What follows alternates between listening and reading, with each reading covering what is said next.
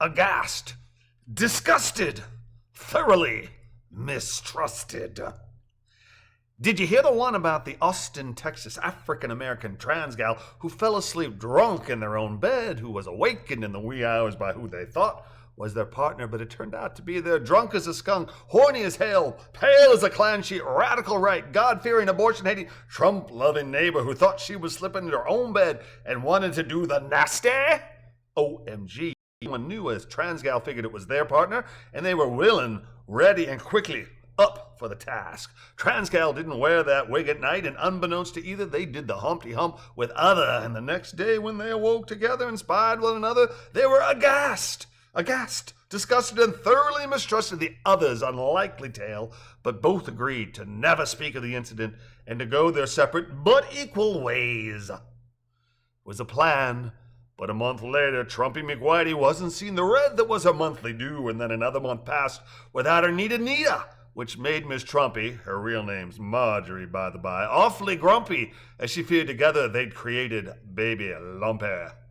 Really put the Christ in crisis for Miss Marjorie. What's a girl to do? Abandon her principles? Call it rape and abort? Ask trans gal. BTW, their name is Atlanteus, but do not shame yourself by asking them their dead name about child support.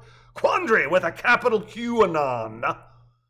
Another month passed, and Marjorie knew she was at a crossroads.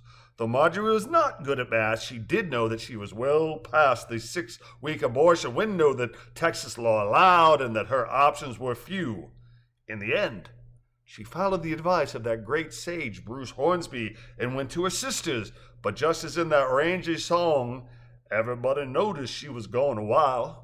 Somebody says she's gone to his sister's, but everybody knew what they were talking about. It was a scandal to rock the Lone Star, but only Miss Marjorie knew the whole tale, and after a time of being lost in the wilderness, coincidentally equal to 1/52nd that of Moses' wandering in the desert, she too was delivered to the promised land. Marjorie wanted nothing to do with her devil spawn, and having done her Christian duty and delivered the misgenic monster, she left her misbegotten mistake behind, returned to Austin, and resumed her life as it had been before. And the baby, you ask? Well, it was a baby, and therefore beautiful, of course. Marjorie and Atlanteus produced an incredible example of tabula rasa, a living, breathing, sacred example of John Locke's blank slate human. Perfect?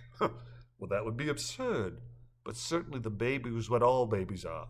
A new chance, a new beginning, freshly arrived in need of love, care, and nurturing, and possessing the ability to become a loving, caring life and other-embracing nurturer.